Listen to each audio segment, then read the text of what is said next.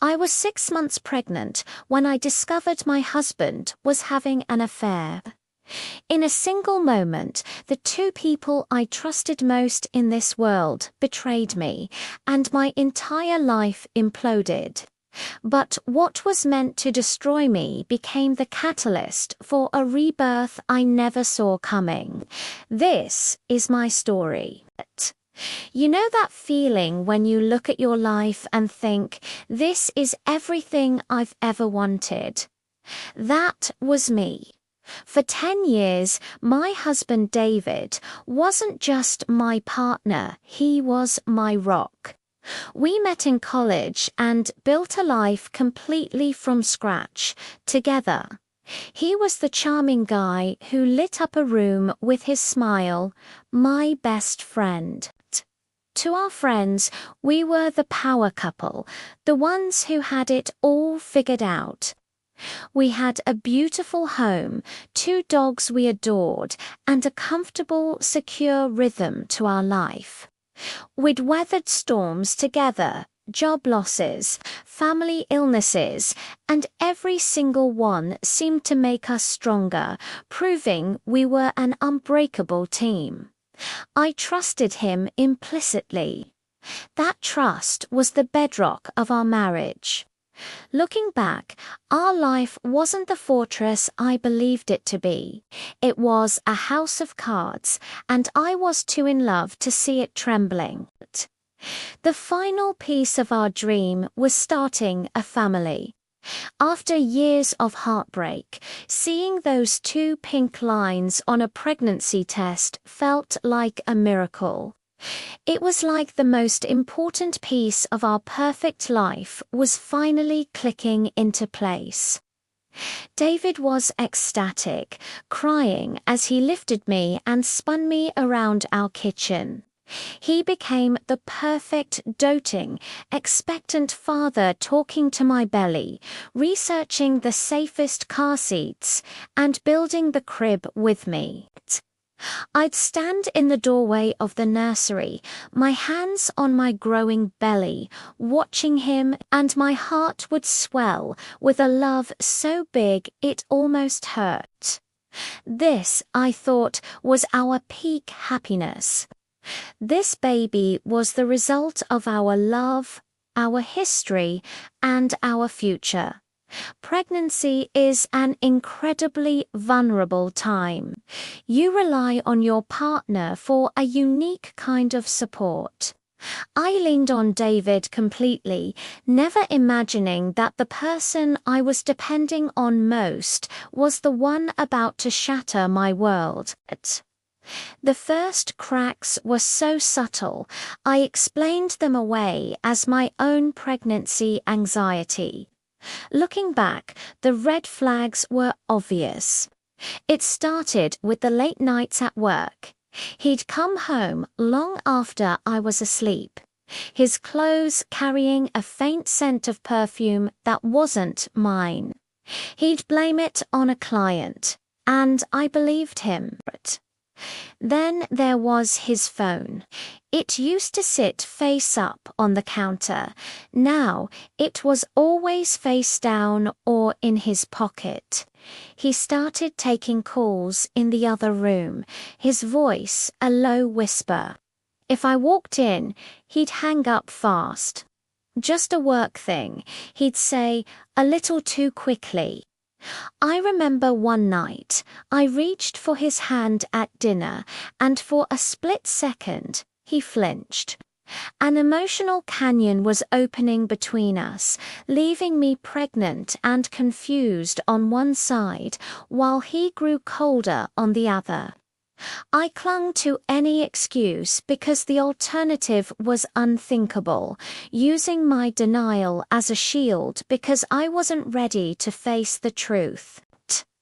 That whisper of intuition grew into a roar I couldn't ignore. It was a Tuesday afternoon. I had a routine checkup for the baby, and David, who had never missed an appointment, was supposed to meet me. An hour before, he texted, "So sorry, babe. Pulled into a last-minute emergency meeting. Won't be able to make it. Kiss the baby for me. A sharp, ugly suspicion cut through my disappointment. I drove to the hospital, and as I was pulling into the parking garage, I saw it. A sleek, black sedan, just like David's. My heart started pounding. It couldn't be just a coincidence. But I parked my car, and on legs that felt like jelly, I walked toward it, and there it was, his license plate. My blood ran cold. He wasn't at a meeting. He was here, at the hospital. Why would he lie? I tried to call him. The phone rang, and I could hear it vibrating from inside his locked car. He'd left it behind. Dread became a cold certainty. He wasn't here for an emergency. His lie was the emergency.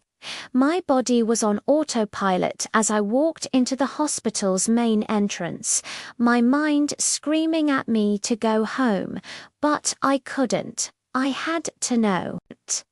I didn't know where I was going. I just walked. My feet led me toward the maternity ward, the very one where I was supposed to have my appointment.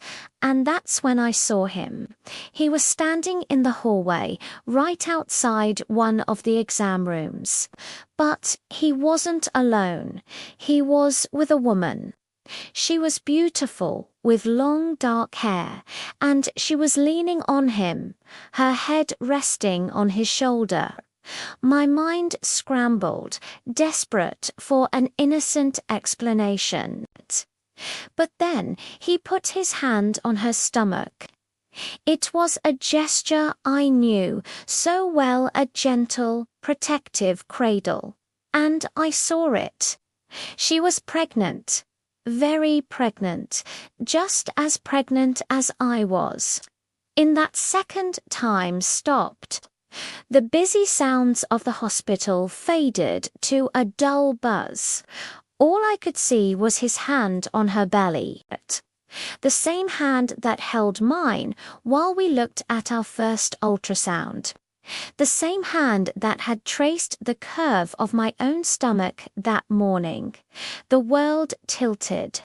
I grabbed the wall to steady myself, frozen, watching the man I loved, the father of my child, comforting his other pregnant woman. He wasn't just having an affair, he was building an entire second family. The exam room door opened, and a nurse called her name. Amanda, my husband, David, smiled down at her, a loving, tender smile that used to be just for me. "I'll be right here waiting for you," he said, and then he turned, and our eyes met across that sterile white hallway. He took a shaky step toward me, his hands up as if trying to calm a wild animal. "Sweetheart," he started, his voice strained. "It's not what it looks like. Not what it looks like." A sharp, hysterical laugh burst out of me. "It looks like you're here with another pregnant woman. It looks like you've been lying to me for God knows how long. How is it not what it looks like?" People were starting to stare. "Who is she?" I demanded, my voice growing stronger with rage. He just stood there, speechless. The woman, Amanda, stepped back out of the room, looking confused. She looked from his panicked face to my tear-streaked one. "Brandon," she said, using a name I'd never heard before, "is everything okay?" I answered for him, my eyes locked on hers. "I'm his wife," I said, the words tasting like poison, "and I'm 6 months pregnant with his child. Just like you." All the color drained from her face.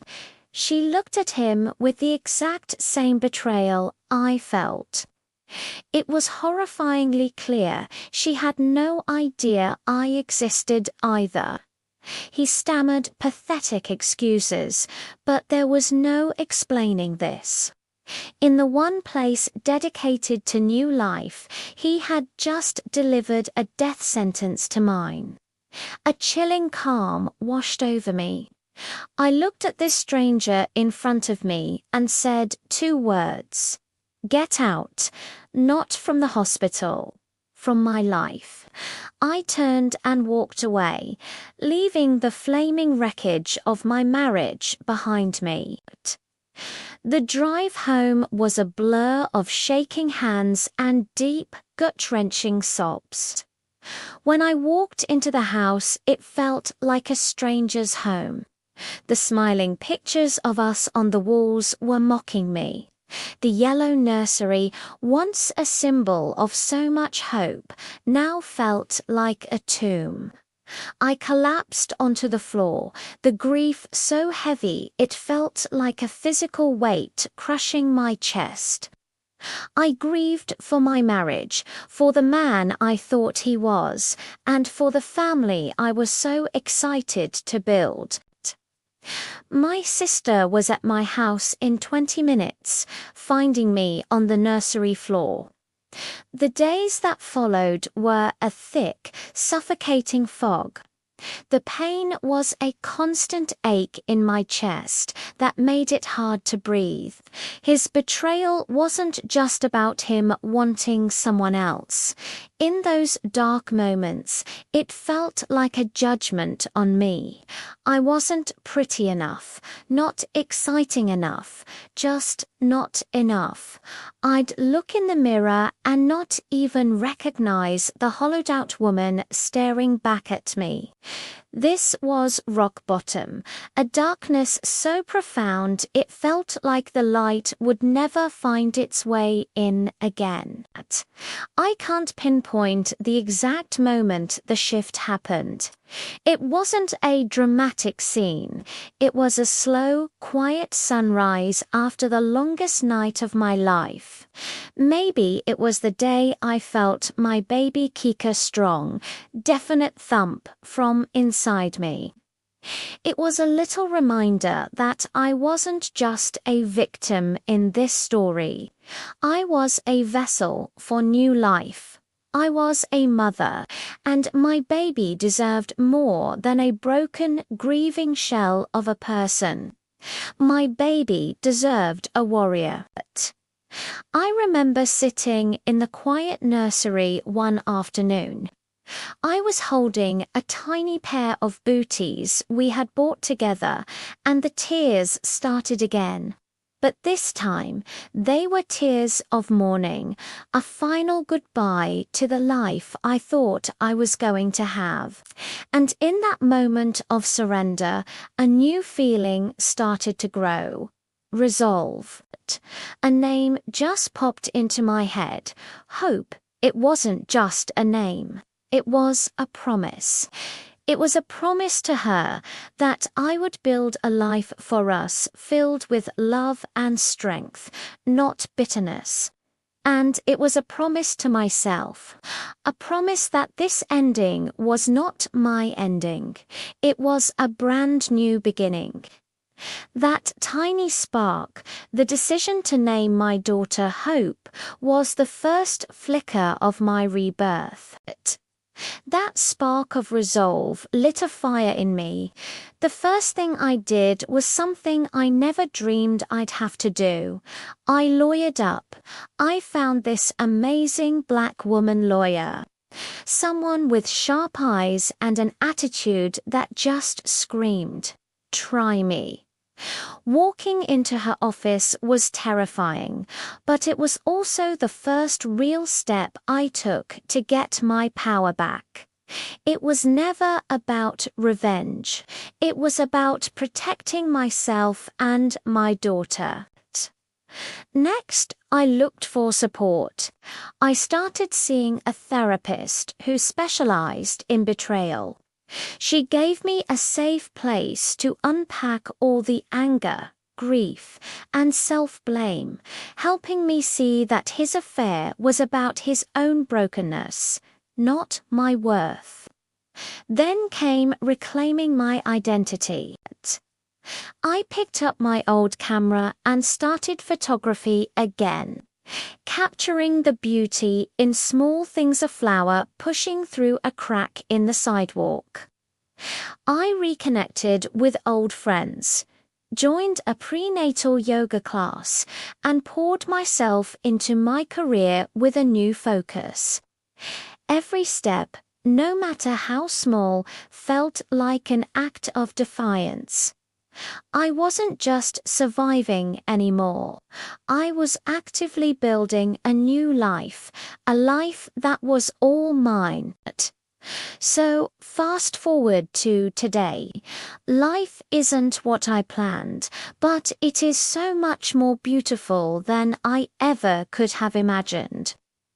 A few months after that day in the hospital, I gave birth to a healthy, gorgeous baby girl, and I named her Hope. Holding her for the first time wasn't a reminder of the betrayal. It was the moment my rebirth was complete. She wasn't a symbol of what I'd lost. She was the living, breathing proof of my own strength. I live in a new apartment now, one that I chose and decorated all by myself. It's filled with light, laughter, and the sweet smell of baby powder. My sisterhood of friends, the women who literally held me up when I couldn't stand, are our family. I'm a single mother, and I won't lie, it is hard, but it is also a joyful, fulfilling, and powerful life. The woman who depended on someone else for her happiness died in that hospital hallway. The woman who walked out is stronger, more compassionate, and fiercely independent. The life he tried to shatter became the foundation for a much better one. If my story connects with you, if you've ever felt broken by betrayal, please know that you are not alone. The journey to healing is real, and it is possible. Your comeback is coming. I would be honored if you shared your own story of resilience in the comments below. Let's create a community of support for each other, a place where we can share, heal, and lift each other up. And if you want to follow more of my journey and talk more about healing and empowerment, make sure to subscribe to my channel. The betrayal I went through was supposed to be the end of my story. It was designed to leave me alone, heartbroken, and scared. But it failed. Instead of breaking me, it broke me open. It forced me to find my own strength, to dig deeper than I ever knew I could, and to build a life completely on my own terms. The pain was real, but the empowerment that came from it is so much more powerful. I learned that my worth is not determined by someone else's inability to see it. My happiness is my own job. That betrayal wasn't a rejection, it was a redirection. It was a redirection back to myself. Thank you for letting me share my story with you. Remember to be kind to yourself and know that on the other side of pain, there is always hope.